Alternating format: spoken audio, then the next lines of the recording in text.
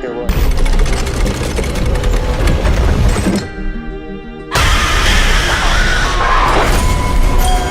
Darkness isn't always the scariest thing in the room. Sometimes it's the feeling of being watched by something that doesn't blink, doesn't breathe, and never forgets. After the massive box office success of Five Nights at Freddy's, the horror phenomenon returns with Five Nights at Freddy's to 2025, a sequel that promises more terror, more animatronics, and more twisted secrets lurking behind the flickering lights of Freddy Fazbear's Pizza. This isn't just another jump-scare-fueled ride through an abandoned building. This is the next chapter in a growing cinematic nightmare, one that's pulling us deeper into the lore, the trauma, and the darkness that built the Fazbear legacy.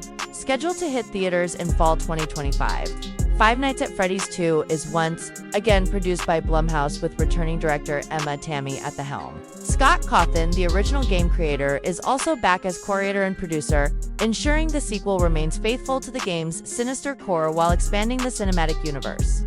The cast includes returning fan favorite Josh Hutcherson as Mike Schmidt, though in this sequel, his role may shift toward the background as the narrative opens up. Also expected to return are Elizabeth Lail and Piper Rubio, while new faces join the franchise, including rumors of a chilling performance from Jeremy Irvine, possibly playing Jeremy Fitzgerald, the new night guard who takes over the haunted halls in this second outing. Genre-wise, this is horror thriller through and through, but with deeper psychological undertones and heavy lore drops that fans will dissect frame by frame. So what is FNAF 2 really about? If it follows the trajectory of the second game, we're likely jumping back in time, a prequel of sorts set in an earlier version of Freddy Fazbear's Pizza.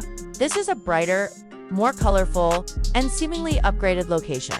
The animatronics are newer, shinier, and equipped with facial recognition software to prevent any incidents.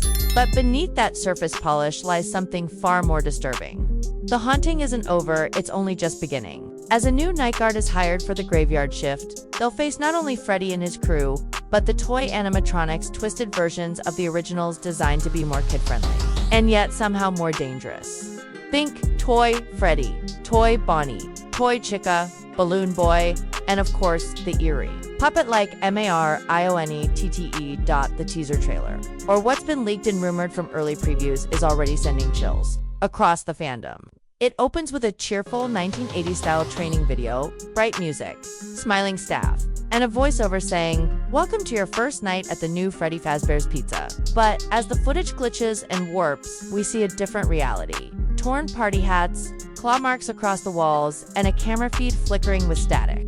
Then, darkness, footsteps, a faint mechanical laugh, and a brief flash of Toy Bonnie, smiling, eyes glowing, twitching violently. It's not gore-heavy, it doesn't need to be. It's atmospheric dread, and the unmistakable feeling of something moving behind you when you're alone.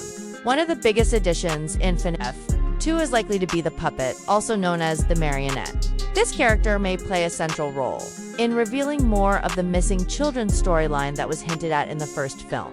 In the games, the puppet is tied deeply to the souls of the murdered kids, acting as both avenger and protector, which could set up a heartbreaking moral conflict in the movie. Are the animatronics truly evil, or are they victims themselves, possessed by innocent souls seeking justice or revenge? Fans are also speculating about the presence of Balloon Boy, a grinning, giggling little nightmare who disables your flashlight in the game, possibly playing a psychological antagonist role in the movie. And of course, there's the looming shadow of Purple Guy, aka William Afton. Is he gone? Is he coming back? Or is this film going to explore his earlier crimes, laying the groundwork for his eventual transformation into Springtrap? Rumors are swirling that Matthew Lillard, whose portrayal of Afton in the first film was both charming and terrifying, may return in a very different form. If the end of the first movie was any clue, his story is far from over. Visually, this sequel looks even more ambitious than the first.